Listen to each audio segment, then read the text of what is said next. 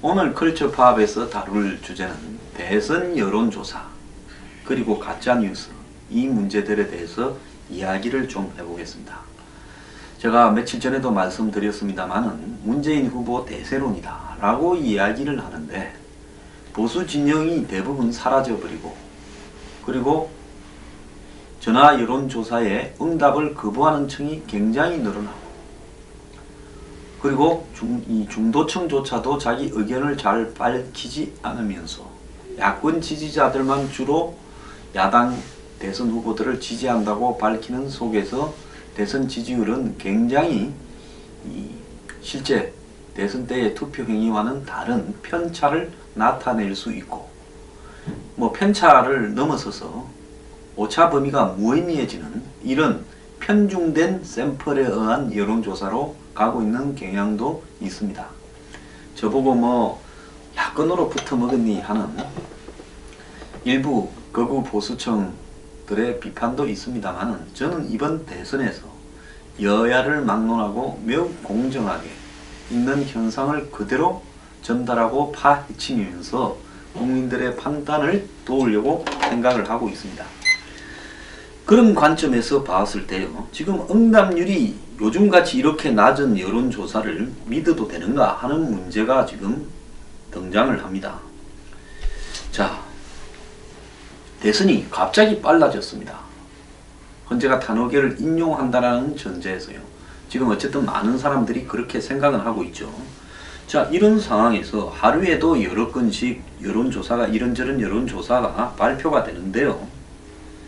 자, 최근에 여론조사 응답률이 작은 것은 4.2%, 많은 것은 20.4%, 천차만별입니다.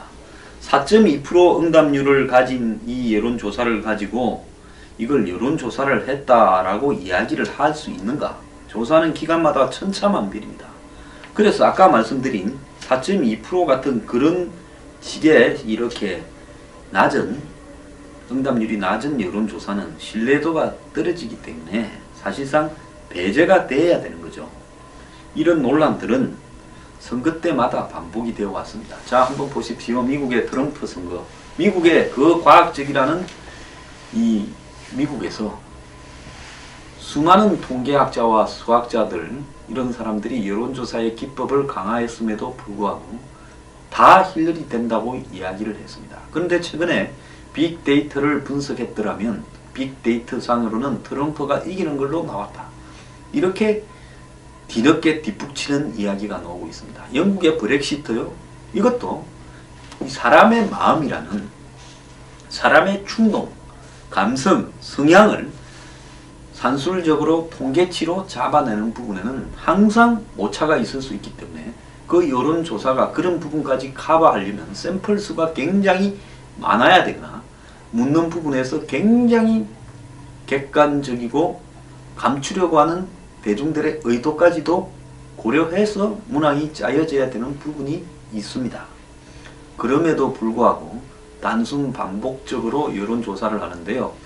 대한민국의 여론조사 사업은 이미 큰 사업 분야가 되어버려서 그런 돈 벌기 위해서 여론조사하는 사람들은 항상 권력의 향배와 돈의 향배에 이렇게 민감하게 여론조사를 하기 때문에 자신들이 여론조사하는 내용이 또 대중에게 이렇게 이 파장을 미치는 밴드웨건 효과를 도외시하고 이야기를 하고 있습니다. 자, 선거 때마다 항상 이래 왔는데요. 한국의 지난 총선, 그때도 저는 새누리당이 절대 과반수가 되지 않는다, 민주당이 120석은 넘어갈 거다라고 이야기를 했는데 실제 그렇게 됐습니다.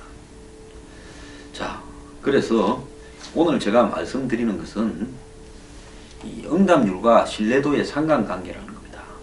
응답률이라는 것은 전화를 걸었을 때 100번을 걸면 몇 사람이 누구를 지지한다, 1번을 지지한다, 2번을 지지한다, 아니면 모르겠다 이렇게라도 대답을 하느냐, 안 그러면 전화를 끊어버리느냐, 이런 겁니다. 응답률은 전체 이 전화를 돌린 횟수에다가 응답자를 이렇게 나눈 겁니다. 그래서 100명을 돌려서 10명만 답을 했다면 응답률이 10%죠. 자, 그래서 응답자의 수가 많으면 응답률은 떨어지고 응답자가 적으면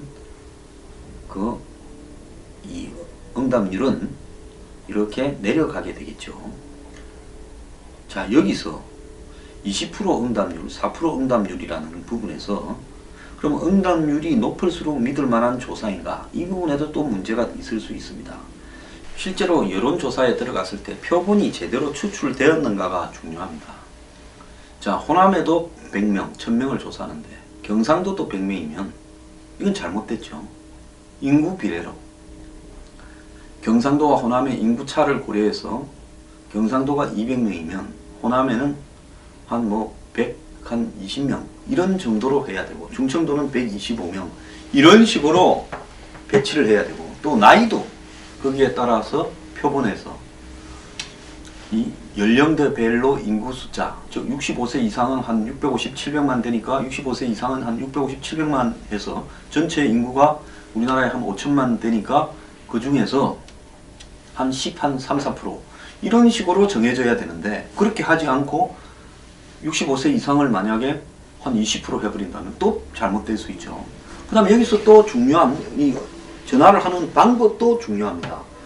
대부분 요즘 사람들은 핸드폰을 가지고 다니고 집 전화는 없는 사람들이 많습니다. 그런데 이 90%를 핸드폰으로 하고 집 전화를 10% 한다. 안 그러면 집 전화와 핸드폰을 반반으로 한다. 그런데 나이 드신 분들 중에는 핸드폰을 쓰지 않고 집 전화만 달고 계신 분도 계십니다. 그래서 이 모바일 폰과 집 전화를 어떻게 하느냐. 또 전화를 걸면 낮에 거느냐, 밤에 거느냐, 아침에 거느냐, 저녁에 거느냐. 자, 낮에 한 오전 10시쯤에 집에 전화해서 전화를 받는 사람은 대부분의 여성이거나 백수거나 이것밖에 없습니다. 오후에 한 3시쯤 전화를 하면 노인들이 받을 가능성이 또 많겠죠. 자, 그러면 저녁에 8시에 9시에 집에 전화하면 직장에 갔다가 온 이 20, 30, 40대 학교 갔다 온 이런 중장년층 청년층이 받을 수가 있겠죠. 그렇기 때문에 이 어떤 시점도 매우 중요하고 휴일에 전화하면 아무래도 젊은 직장인들 20, 40, 50대에 활동하는 사람들이 많이 받을 가능성도 있겠죠. 그런데 또 휴일에 토요일 저녁에 한 8시나 5시쯤 전화한다면 젊은 사람들은 대부분 밖에 나가버리고 상대적으로 나이 많은 사람들이 많이 있을 가능성이 있습니다. 그러니까 연령대별, 그 다음에 지역별, 우리나라는 지역별로 굉장히 이 선거에 대한 편차가 심하지 않습니까? 성별로, 그리고 조사 시간별로, 또 조사하는 기계를 스마트폰으로 하느냐, 집전화로 하느냐, 이런 부분에 따라서 표본을 엄격하게 잘 짜야 되지. 표본이 이렇게 엄격하게 잘 짜여져 있다면 응답률이 낮더라도 믿을 만한 거고요. 표본이 대충 그냥 형식만 갖추려고 하면 그거는 이 응답률이 큰 의미가 없다라는 겁니다. 그래서 모응답자들, 즉 15%가 대답을 했다면 85%가 대답을 하지 않는 건데 이 모응답자들은 어떻게 할 거냐 하는 이야기입니다.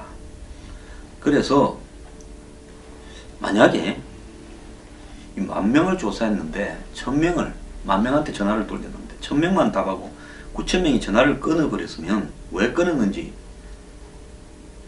그 사람 중에는 요즘 보수 진영에는 전화가 오면 아예 짜증이 나는 사람, 내가 요즘 보수 쪽에 내 보수지만은 꼬라지가 보기 싫은데 하는 거 이거 답하기 싫다 끊어버릴 수가 있습니다.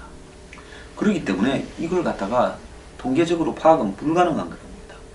그래서 대한민국 유권자를 5천만 명이라고 보면 그 표본을 갖다가 여론조사에서 1,000명한테 물으려면 한 10,000명한테 전화를 돌려서 응답률 10% 정도를 기대하는데 20,000명한테 전화를 건넨다면 그 중에서 1,000명이 대답했다면 응답률은 5%가 되는 겁니다.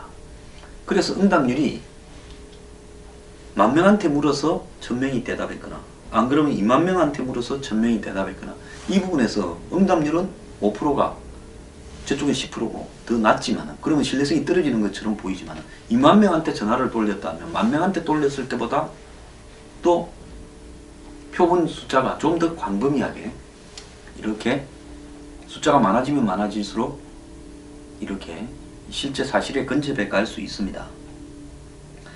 자, 그래서 이 10,000명한테 물었는지 20,000명한테 물었는지 가지고 응답률만 가지고는 쉽게 이렇게 그것이 왜곡됐냐 안 됐냐라고 말하기는 어렵습니다. 자, 20,000명한테 물었는데 10,000명이 대답했으면 50%라는 거겠죠, 응답률이. 자, 그렇다고 이것이 전체 5천만의 의견을 정확하게 대변하지는 않는다는 겁니다. 애초에 표본 구성이 잘못되어 있으면, 지역별로 편차가 있다거나 나이별로 편차가 있다거나 성별로 편차가 있으면 응답률이 높아도 결과는 매우 잘못될 수 있습니다. 자, 기간은 곧 보통 여론조사 기관들은 성별, 연령별, 지역별로 세 기준으로 표본을 나누는데, 유권자의 비율에 맞추어서 대입해서 아까 제가 말한 대로 지역 인구에 맞추어서 하고, 남녀는 5대5로, 그리고 연령과 지역은 유권자의 숫자에 따라서 하는데, 자, 그럼 저 같으면 50대, 그리고 서울, 남성 이렇게 되겠죠. 이런 식으로 하게 되는데, 이 무작위로 보통 비율을 맞추고 표본을 정하게 되는데, 그 방식이, 즉 조사하는 방식이 또 다양해질 수 있습니다. 전화를 통해서 보통 직접적으로 조사원이 전화를 걸어서 직접 대화를 하면서 묻는 거하고, 그 다음에 ARS 자동응답, 보통 보면 자동응답으로 다 돌리죠. 면접원이 전화를 통해서 이렇게 직접 응답을 하면 신뢰도가 더 높아지는데요. 그런데 그건 비용이 많이 드니까 ARS로 합니다. 또 최근에는 스마트폰에 즉 어플리케이션을 가지고 하는 방법도 있고, 인터넷상으로도 조사를 합니다. 지난 미국 대선에서 1, 2차, 3차 무슨 TV 토론에서 언론들은 다 힐러리가 잘했다는데 인터넷 조사에서는 트럼프가 압도적으로 이겼습니다. 그래서 그건 의미가 별로 없다라는 거고요. 자, 그래서 예전에 일부 여론조사 기관이 표본을 인위적으로 맞추어서 여론조사가 아니다, 조작이다. 그리고 이건 어떨 때 그런가 하면 가중치를 갖다가 임의로 집어넣으면서 그런 장난을 치기도 합니다. 자, 못 채울 수가 있어요. 전화를 돌려가 1,000명을요. 그러면 한 800명을 해놓고 600명을 해놓고 가중치를 미기고 하는데 거기에서 조작이 들어가는 겁니다. 2002년에 노무현과 정몽준이 여론조사로 단일화하기로 합의를 해서 여론조사 기간을 3개인가 한 것 같은데 그 중에 1개는 무효가 되고 2개에서 근소한 차로 이 노무현이 이겼다 해서 사실상 노무현이 대통령이 됐습니다. 그때 아마 여론조사에서 정몽준이 이겼다고 나왔으면 정몽준이 됐을 겁니다. 근데 그때 여론조사의 이 샘플이 굉장히 잘못되었다. 대구에서도 노무현 이겼다. 이래서 제가 그때 정몽준 진영에 있었는데 강하게 항의를 했는데 나중에 결국은 모 샘플을 공개를 안 했습니다. 그때 불과 20명도 안 되는 어떤 사람의 선택에 의해서 노무현이 여론조사에 이겼다. 이렇게 흘러갔고 그 결과로 결국은 대통령까지 되어버렸습니다. 5천만 명이 선택을 해야 되는데 둘이를 단일화하는데 여론조사를 하는데 하나가 불과 이 20명도 안 되는 숫자가 저쪽에 감으로써 이겼댔는데 사후적으로 어떻게 이겼는지 검증도 없이 끝나버렸습니다. 그렇기 때문에 최근에 뭐 여론조사 관련해서 불법으로 했다 해서 수사를 받은 회사도 많았고요. 솔직히 말하면 돈 벌라고 짜고 여론조사를 해서 돈 준 사람한테 유리하게 해주거나 나중에 대가를 받거나 뭐 권력이 이렇게 당선이 되면 그런 여론조사도 많았습니다. 박 대통령하고 이명박 대통령이 이 새누리당에 경선을 했을 때 당원이나 대의원 투표에서는 박 대통령이 이겼죠. 여론조사에서 한 표를 뭐 6표 이상으로 계산해서 근소하게 이명박 대통령이 이겨서 합산해서 이명박 대통령이 이긴 걸로 나왔는데 그때도 왜 이겼는지 사실 석연치 않았습니다. 그래서 2002년, 2007년은 여론조사에서 이기는 정몽준과 노무현 둘 중에 한 사람이 되게 돼 있었고 2007년에는 이명박 박근혜 둘 중에 한 명이 되게 되어서 거기 이긴 사람이 돼버렸습니다. 그래서 이런 요즘에는 선관위에서 여론조사를 관리하고 있다 하지만은 유권자들 입장에서는 여전히 최근에 여론조사에서 나타나는 의문들이 많이 등장을 합니다.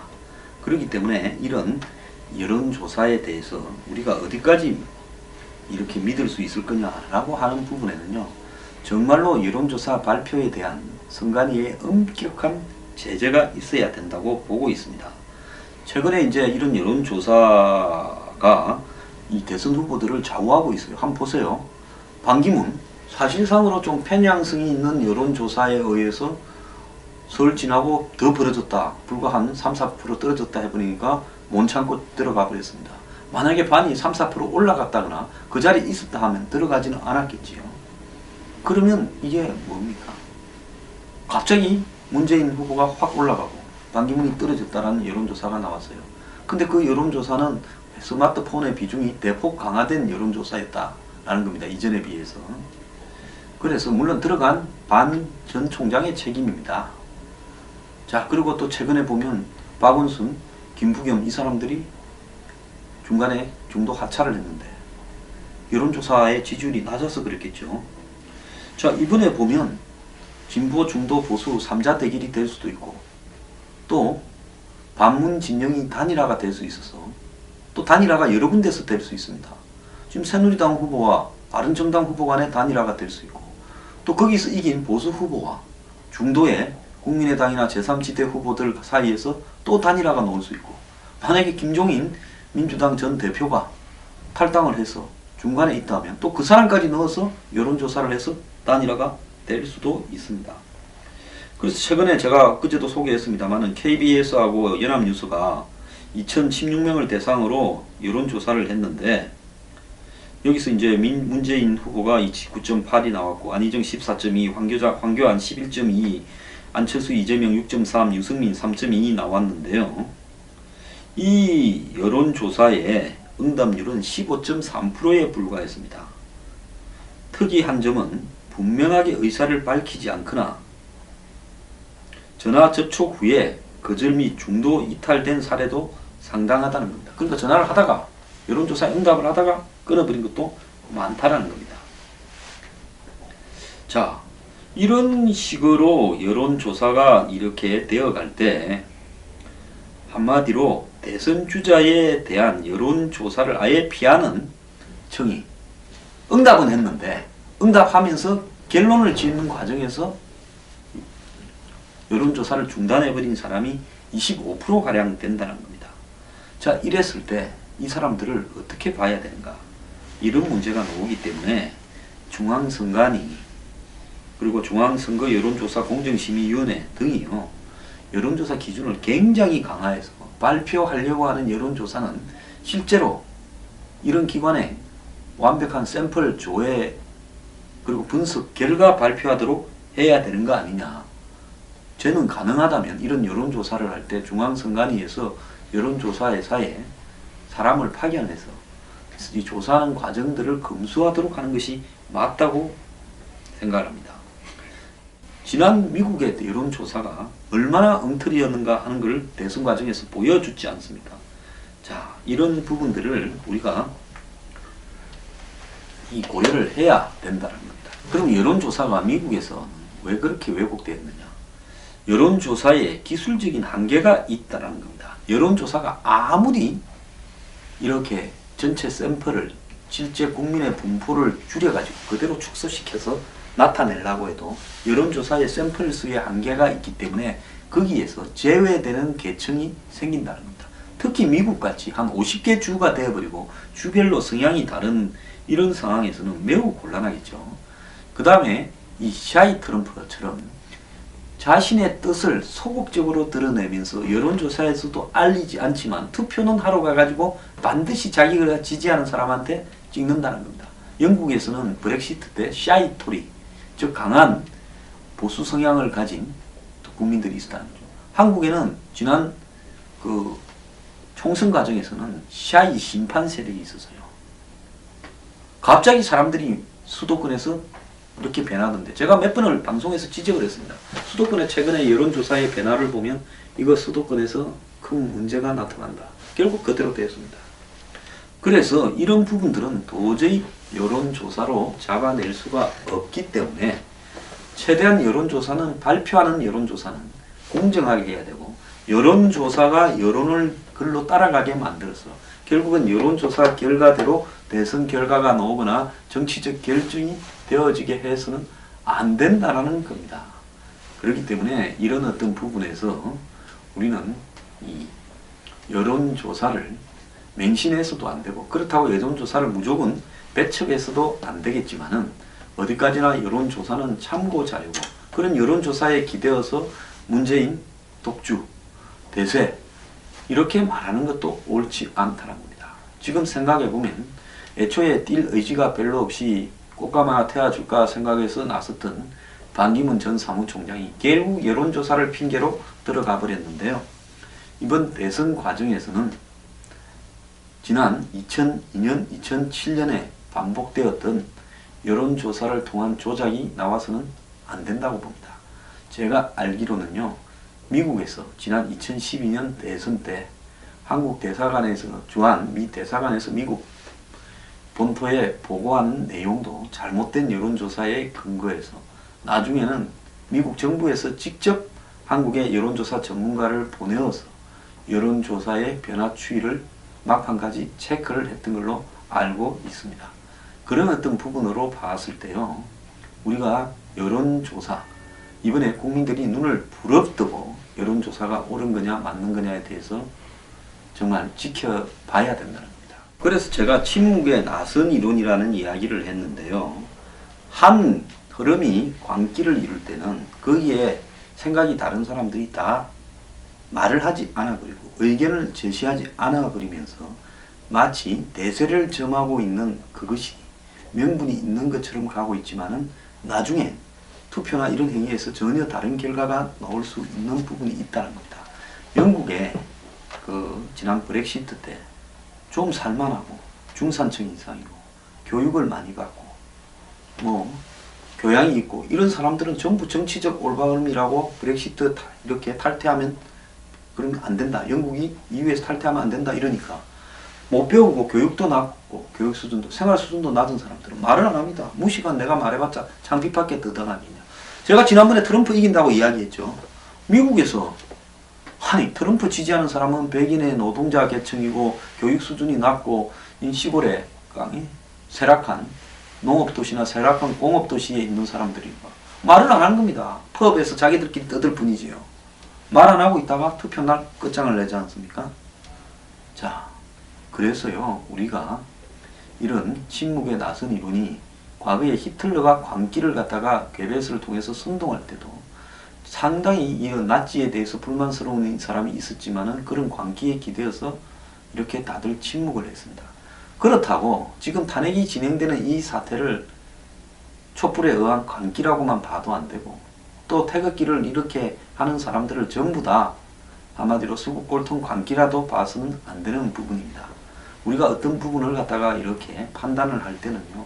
상식과 팩트와 양심과 정의감의 기초에서 제대로 보려고 하는 자기의 어떤 의견이 있어야 되고요. 근데 한국에는 이 침묵의 나선 효과가 너무나 쉽게 정치판을 선동이 되어져 가면서 결국은 대선 결과를 좌지우지해버리는 이런 부분이 있었습니다. 여론조사 띄어서 여론조사 장난쳐서 당선이다 해놓고는 결국은 대중의 심리를 글로 끌고 가. 에이 될 사람 찍어주자. 사표는 안 된다. 한국 사람만큼 사표를 두려워하는 사람이 많은 나라가 없습니다. 이게 잘못된 거예요. 내가 찍어서 떨어져도 나는 내 소신 때문에 어떤 사람을 지지한다면 군소정당이든 당선되지 않는 사람이라도 찍어야죠. 근데 우리나라 사람들은요. 될 때 찍으려고 하는 되는 쪽에 그리고 주변에서 뭐라고 하면 상당수 사람들이 그쪽으로 기우는 이런 경향이 있습니다. 그래서 이 여론조사의 맹점과 암점을 우리는 매우 이렇게 유의해야 되겠다 이런 말씀을 드리고요. 가짜뉴스는 다음번에 하겠습니다. 오늘 감사합니다.